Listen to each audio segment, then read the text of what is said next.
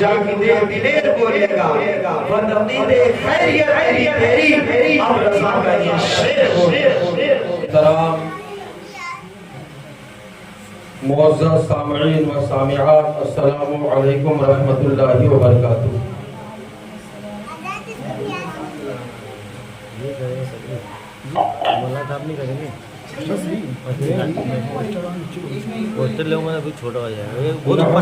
ونصلي ونسلم على حبيبه الكريم، أما بعد، أعوذ بالله من الشيطان الرجيم، بسم الله الرحمن الرحيم، يا أيها الذين آمنوا اتقوا الله حق تقاته، صدق الله المولانا العظيم، وصدق رسوله النبي الأمين المكين الكريم، ونحن على ذلك لمن الشاهدين والشاكرين، والحمد لله رب العالمين۔ آئے ہم اور آپ مل جل کر نہایت عقیدت و محبت کے ساتھ بارگاہ رسالت مآب میں درود و سلام کا ہدیہ نشاور کریں۔ پڑھیں بآواز بلند، اللہم صلی علی سیدنا مولانا وسلم صلاۃ و سلام علیک سیدی حبیبی یا رسول اللہ صلی اللہ تعالی علیہ وآلہ وسلم۔ آج کا یہ نورانی و عرفانی برس جس مدرسے میں ہم اور آپ بیٹھے ہیں، اس کے عروج اور ترقی کے لیے پیش قدمی ہے، جس میں دعوت عشائیہ کا اہتمام ہوا ہے اور تھوڑی دیر کے لیے اللہ اور اس کے رسول کا ذکر کیا جائے گا تاکہ اس کی برکتیں حاصل ہوں۔ اس لیے کوئی لمبی چوڑی تقریر نہیں ہوگی، بس مختصر سے وقت میں مختصر سی باتیں آپ تک پہنچانا ہے۔ اور جو سب سے اہم بات ہے وہ یہی ہے کہ اللہ کے رسول صلی اللہ علیہ وآلہ وسلم کی سچی محبت ہو، اور وہ سچی محبت جبھی ہوگی جب اللہ کا خوف ہو۔ جب اللہ کا خوف ہو، حضور سے سچی محبت ہو، بندہ کامیاب۔ اگر یہ دونوں چیزیں انسان کے اندر موجود نہ ہوں تو پھر وہ کسی کام کی طرف، دینی کام کی طرف آگے نہیں بڑھ سکتا۔ اور یہ زمین ہے، آسمان ہے، چاند اور سورج ہے، جو کچھ ہے مصطفیٰ جان رحمت کے صدقے میں۔ وہ نہ تھے تو کچھ نہ تھا، وہ نہ ہو تو کچھ نہ ہو، جان ہے جہان کی، جان ہے تو جہان۔ حضور سید عالم صلی اللہ علیہ وآلہ وسلم کے صدقے میں اللہ تبارک و تعالیٰ نے ہمیں اور آپ کو وجود بخشا۔ ہمارا وجود ہی صدقہ مصطفیٰ۔ تو اللہ تعالیٰ قرآن پاک میں فرماتا ہے، اے ایمان والو اللہ سے ڈرو، اللہ سے ڈرو، یا ایھا الذین آمنوا اتقوا اللہ حق تقاتہ۔ اللہ سے ڈرو تو ڈرنا بھی کوئی طرح کا ہوتا ہے۔ تو اے ایمان والو اللہ سے ڈرو جیسا کہ ڈرنے کا حق ہے، جیسا کہ ڈرنے کا حق ہے ویسا ڈرو۔ اب ڈرنے کا حق کیسا ہے؟ اگر آپ سے کہا جائے کھانا کھاؤ تو کھانا کھانے کی کئی طریقے ہیں۔ آپ کو جو کھانا پسند نہیں ہے وہ بھی کھا لیں گے، بہت سے لوگ سڑا گلا بھی اڑا دیں گے۔ لیکن اگر یہ کہا جائے کھانا کھاؤ جیسا کہ کھانے کا حق ہے تو مطلب عمدہ اور اچھا کھائیں، پہنو جیسا پہننے کا حق ہے تو آپ عمدہ اور اچھا لباس اپنے لیے تجویز کریں گے۔ تو رب تعالیٰ نے کہا ہے ایمان والو اللہ سے ڈرو جیسا کہ ڈرنے کا حق ہے، تو مطلب یہی خوف خدا اور عشق مصطفیٰ سے مزین ہو جاؤ۔ اور جب یہ دونوں چیزیں آپ کے اندر موجود ہوں تبھی آپ کسی دینی کام میں عروج کی طرف بڑھ سکتے ہیں۔ اور یاد رکھیں حضور سید عالم صلی اللہ علیہ وسلم کی آمد سے پہلے جو زمانہ تھا اسے قرن اسود کہا جاتا تھا، دور سیاہ، جہالت کا زمانہ۔ حضور صلی اللہ علیہ وسلم کی آمد سے پہلے کا دور جہالت کا دور کہا جاتا تھا۔ تو جہالت کا دور کیوں تھا؟ کیا اس وقت لوگ علم نہیں رکھتے تھے؟ کیا اس وقت لوگ عقل و فہم نہیں رکھتے تھے؟ تو سنیں، اس وقت کا عالم یہ تھا کہ عربی میں اشعار کہنے والے ایسے ایسے شعراء موجود تھے کہ انہیں اپنے عربی دانی پر بالکل ناز تھا، اور عالم یہ تھا کہ ان کے یہاں سالانہ میلہ لگتا اور تمام شعراء اپنے اپنے اشعار کو پیش کرتے، اور جس کے اشعار و تخیلات سب سے بلند و بالا ہوتے اس کے اشعار کو کعبہ شریف کے دروازے پر لٹکا دیا جاتا تاکہ لوگوں کو پتا چلے کہ اس سال علم و ادب میں کون بلند و بالا مقام پر ہے۔ اور تو انہی اشعار کو اکٹھا کر کے علماء نے ایک کتاب تیار کر دی جس کا نام سبع معلقہ رکھا، اور اس سبع معلقہ کتاب جب کوئی عالمیت پڑھتا ہے نا تو وہ کتاب نصاب میں شامل ہے۔ کیوں؟ تاکہ پرانے طرز پر عربی ادب کا طریقہ حاصل ہو۔ تو سبع معلقہ نامی کتاب تیار ہوئی۔ لوگوں کا اس طرح کلام کرتے تھے، اپنے آپ کو ایسا فصیح و بلیغ سمجھتے تھے کہ عرب کے علاوہ دنیا کے تمام گوشے کے لوگوں کو وہ گونگا اور عجمی کہتے تھے، گونگا اور عجمی کہتے تھے۔ کس بنیاد پر؟ اس بنیاد پر کہ وہ اہل زبان تھے، ان کے پاس علم تھا، ان کے پاس ادب تھا، ان کے پاس فصاحت و بلاغت موجود تھے، سب کچھ موجود تھا، مگر اس دور کو جہالت کا دور کہا جاتا ہے، اسے قرن اسود کہا جاتا ہے۔ آخر وجہ کیا ہے؟ تو وجہ صاف ہے کہ انسان تھے، انسانیت نہ تھی۔ انسان تھے، انسانیت نہ تھی، علم تھا، عمل نہ تھا۔ آپ نے سنا ہوگا کہ اس وقت ایسے ایسے دانشور لوگ تھے کہ کسی کو تو ابو الحکم کہا جاتا تھا، ابو الحکم کہا جاتا تھا۔ ابو الحکم ہم نے کہا، کچھ لوگ سمجھے، اس کے بارے میں کچھ نہیں سمجھے۔ ابو الحکم کا مطلب حکمتوں کا باپ، اتنا زیادہ وہ دانشور مانا جاتا تھا۔ مصطفیٰ جان رحمت نے ایک بار ابو جہل کہہ دیا، مشہور ہو گیا۔ ایک بار ابو جہل کہہ دیا، وہ مشہور ہو گیا، ورنہ وہ تو حکمتوں کا باپ کہا جاتا تھا۔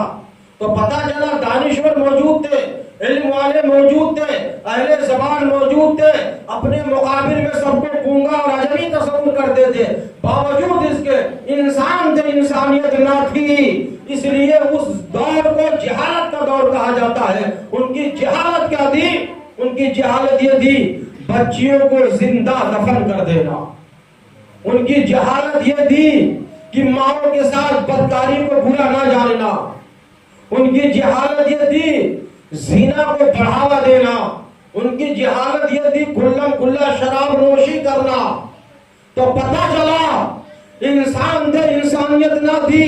ان برائیوں کی بنا پر علم موجود تھا مگر جہالت کا دور کہا گیا، دانشور موجود تھے مگر وہ قرن اسود کہا گیا۔ پتہ چلا کہ علم کی بنیاد پر جہالت کا معاملہ نہیں ہوتا فقط، بلکہ اگر آج بھی اس دور میں دیکھیں کہ اس دور میں شراب کھلا کھلا پیا جا رہا تھا تو اسے قرن اسود کہا گیا، جہالت کا دور کہا گیا۔ اس دور میں زنا عام تھا، اسے جہالت کا دور کہا گیا۔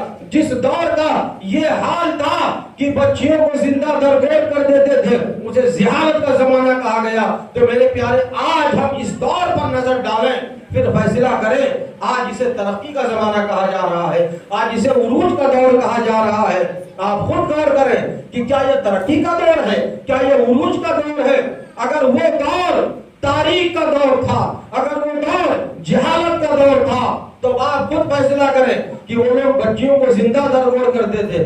آج تو ایسے ایسے آلات مہیا ہیں کہ بچیوں کو پیدا ہونے سے پہلے ہی ختم کر دیتے، وہ تو اسے دنیا میں آ کے چند سانس لینے کا موقع دیتے تھے، اور آج کے دور میں کچھ ایسے ہیں کہ انہیں ماں کے پیٹ سے باہر ہی نہیں آنے دیتے۔ تو بھلا بتاؤ کیا ان کا جرم ان سے چھوٹا ہے؟ اس دور میں شراب نوشی عام تھی، کھلا لوگ شراب پیتے تھے، اس لیے وہ جہالت کا دور تھا۔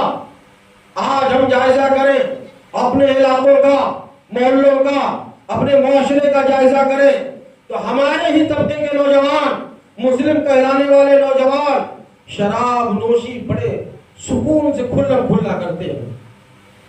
تو اگر شراب نوشی عام ہونے کی وجہ سے حضور کی آمد سے پہلے کا دور جہالت کا دور تھا، تو شراب نوشی آج بھی عام ہو رہی ہے، زنا آج بھی عام ہو رہا،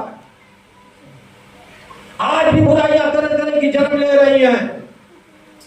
ماؤں کے ساتھ بدسلوکی کی بنا پر وہ جہالت کا دور تھا، آج بھی کیا ماؤں کے ساتھ بدسلوکیاں نہیں ہوتی؟ لوگ بیویوں کو پا جاتے ہیں گھر کے صدر دروازے سے، اگر کوئی کھانے پینے کی اشیاء لے کر کے آتے ہیں تو ایسے چھپا کے اپنے بیڈ روم تک پہنچتے ہیں کہ کہیں باہر بیٹھے ماں باپ کو نہ خبر ہو جائے۔ تو آپ خود فیصلہ کریں، حضور کی آمد سے پہلے کا دور اگر جہالت کا دور تھا تو کیا یہ دور ترقی کا دور ہے؟ کیا یہ دور ترقی کا دور ہے؟ ہرگز اسے ترقی کا دور نہیں کہا جائے گا۔ ترقی کا دور یہ کیسے ہو سکتا ہے؟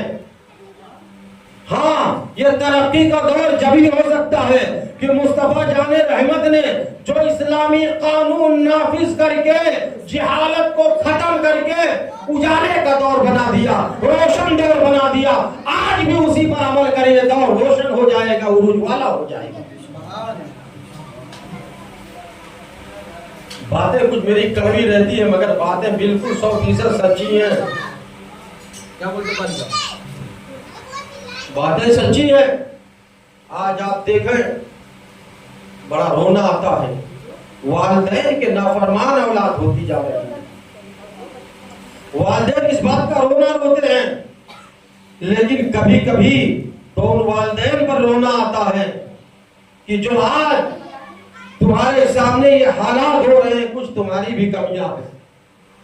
علماء کرام نے چلا کے کہا مدرسے کی تعمیر کرواؤ، مدرسے کی عروج میں شریک ہو جاؤ، معاون بن جاؤ، اپنے بچوں کو دینی تعلیم سے مزین کر لو۔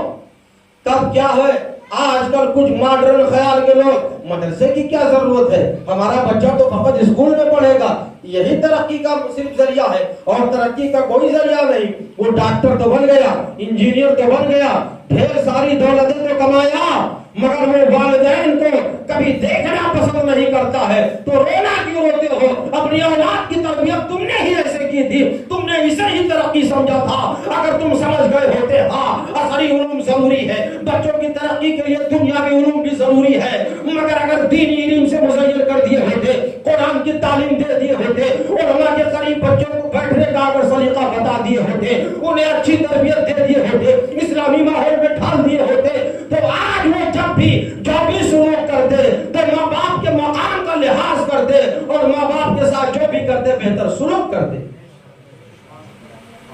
آپ نے بہتر سلوک کا درس دیا ہی کب؟ آج ہم جس مدرسے میں بیٹھے ہیں، یہ مدرسہ مدینہ العلوم، آج اس مدرسے میں دعوت عشائیہ کا اہتمام کیا گیا۔ کیوں دعوت عشائیہ کا اہتمام ہوا؟ صرف اس لیے کہ کچھ رقم آئے، مدرسہ عروج پائے، اور اسی کے بابت پروگرام کا بھی اہتمام کیا گیا۔ آپ دیکھ رہے ہیں یہاں موجود کچھ بچے ہیں، ان بچوں میں 90% بچے اس لیے آئے ہیں کہ ہمیں مائک میں پڑھنے کا موقع ملے گا۔ 90% بچے صرف اس لیے آئے ہیں کہ مجھے مائک میں پڑھنے کا موقع ملے گا، اور 10% اس لیے آئے ہیں کہ بچوں کے ساتھ تھوڑا کھیل کود ہو جائے گا. اتنے محلے میں کیا عوام نہیں ہے؟ آج مدرسے کے عروج کے لیے دینی تعلیم کو عروج دیا جائے، ہمارے بچے دینی تعلیم سے مزین ہو سکیں، ان کا مستقبل تابناک بنے. آج مدرسے میں یہ تمام چیزیں مہیا کی جا رہی ہیں، مگر اپنے گھر سے کوئی یہاں آنا گوارا نہ کیا. تو بھلا بتاؤ، جب تمہارے بچے تمہارے ساتھ برا سلوک کریں تو بچوں کا قصور ہی مت بتانا، اپنا قصور ساتھ رکھنا. آج محفل رسول میں تم نہیں آ رہے ہو، میلاد کی محفل تم نہیں آ رہے ہو، علماء کا انجمن ہے علماء کے قریب تم نہیں آ رہے ہو. تمہاری اولاد تمہیں گھروں میں دیکھ رہی ہے، اور یہی بڑی ہو کر کے تمہاری اولاد جیسے دیکھ رہی ہے تم علماء سے بھاگ رہے ہو، یہ بھی علماء سے بھاگے گی. دیکھ رہی ہے تم دین سے بھاگ رہے ہو، یہ بھی دین سے بھاگے گی. جس طرح تم ان کی تربیت کرو گے اسی کا اثر اور اسی کا پھل تمہیں آخر میں ملتا نظر آئے گا. اس لیے میرے عزیزوں، آپ حضرات اپنے بچوں کو عصری تعلیم دے، خوب دیں. ہم چاہتے ہیں ہماری نسلیں ہر فیلڈ میں ترقی یافتہ ہوں، مگر اس کا مطلب یہ نہیں کہ دینی تعلیم سے آپ محروم رکھیں. ابھی آپ کو میں حقیقت بتاؤں، آپ سمجھیں. آپ کی اولاد لاکھوں روپیہ ماہانہ کمائے، لیکن جب آپ کی سانسیں بند ہو جائیں آپ کی وہ دولت کسی کام کی نہیں. وہی سفید کپڑا بہت اگر تمہارے اولاد نے کما لیا ہے تو تھوڑا مہنگا والا کوالٹی لے لے گا، اور مہنگی کوالٹی لائے گا کہاں سے جب کلو بھائی ایک ہی کوالٹی رکھتے ہیں؟ کہاں سے لائے گا؟ تو ظاہر سی بات ہے وہی کپڑا جو غریب لے گیا وہی تم کو ملا. اسی کپڑے میں لپیٹ کر کے بچے قبر میں ڈال دیے. انجینئر ہے، بولے گا مجھے کچھ نقشے بنانے ہیں، مجھے جانے کی جلدی ہے. مٹی دینے کے بعد تمہارے فاتحہ بھی نہیں رکنے تیار. اور بتاؤ، چلو ٹھیک ہے، اس نے ایک دن چھٹی کر کے تمہارا سب کروا دیا، دوسرے دن تمہاری قبر پہ جانے کے نہیں تیار ہوگا.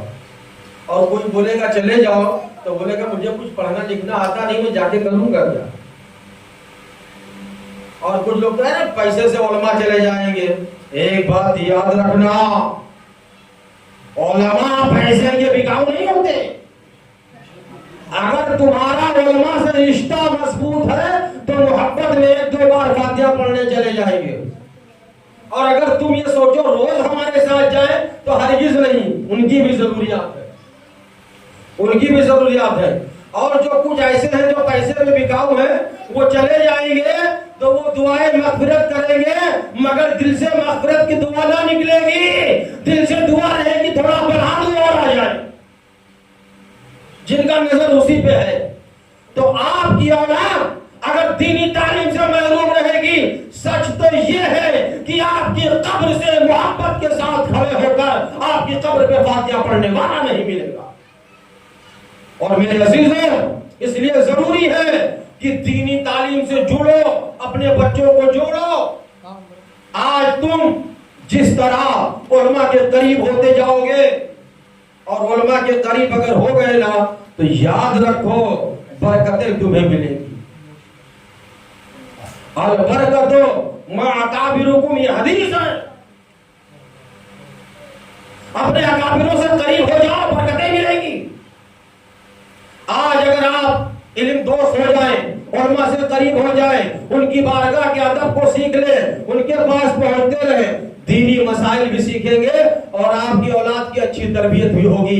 آپ کی اولاد دیکھ رہی ہے میرے باپ کا اٹھنا بیٹھنا کہاں ہے، میرے گھر والے بیٹھتے اٹھتے کہاں ہیں، کس کی ادب کرتے ہیں، کس کی تعظیم کرتے ہیں، کسے اپنے گھر پہ بلاتے ہیں.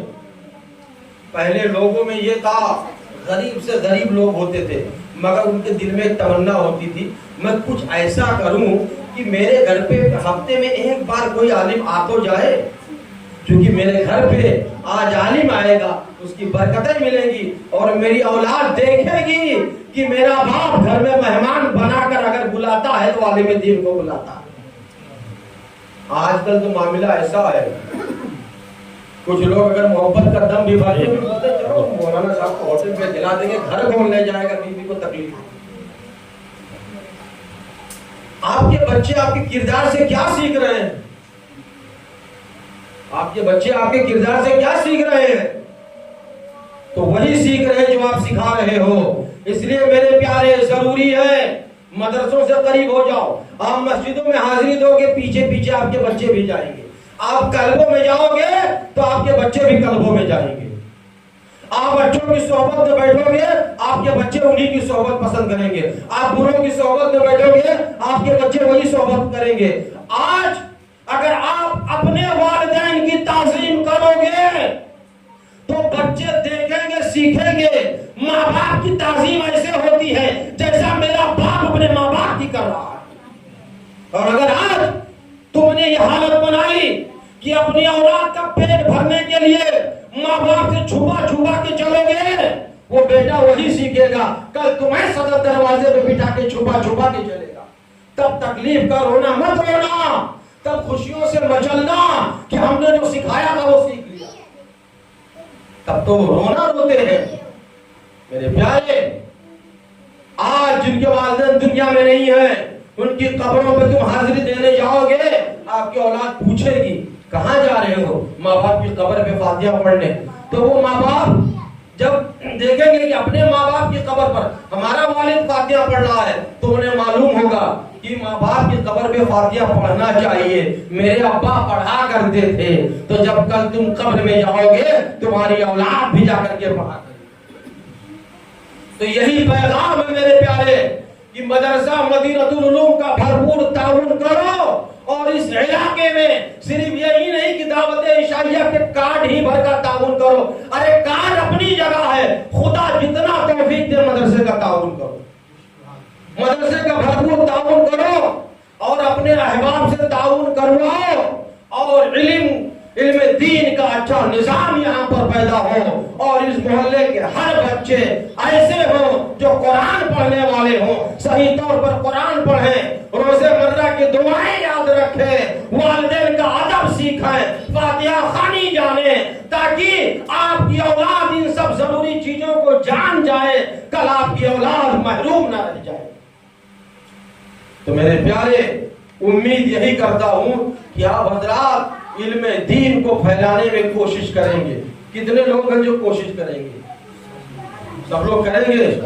اپنے احباب کو، اپنے دوستوں کو کہیں علماء سے جڑو. علماء سے جڑو گے تبھی دین سے جڑو گے. دیکھیے میرے آقا صلی اللہ علیہ وسلم پر قرآن نازل ہوا، آپ نے حضور کو دیکھا؟ نہیں دیکھا. قرآن تو ہم تک پہنچا نا، قرآن ہم تک پہنچا تو پتا چلا کہ حضور نے صحابہ کو سنایا، صحابہ سے تابعین، ایک مجموعہ بنا، سلسلہ پر سلسلہ علماء کرام نے ہی یہ قرآن کی تعلیم ہم تک پہنچائی. حدیث مصطفیٰ بھی اگر ہم تک پہنچی تو یہ بھی علماء ہی کے ذریعے. تو دین پہنچانے میں علماء آپ کے معاون ہیں. تو اگر آپ چاہتے ہو دیندار ہو جاؤ تو علماء کے قریب ہونا پڑے گا. لہذا علماء کے قریب ہو جائیں، مدرسوں سے قریب ہوں، مساجد سے قریب ہوں، اور اپنے بچوں کو دنیاوی تعلیم ضرور دیں مگر دینی تعلیم دینا بالکل نہ بھولیں. اور مساجد و مدارس کے تعاون کی جب بات آئے خود بھی تعاون کریں اور اپنے احباب سے بھی تعاون کریں. میری دعا ہے اللہ تعالیٰ مدرسہ مدینۃ العلوم کو دین دوگنی رات چوگنی ترقی عطا فرمائے.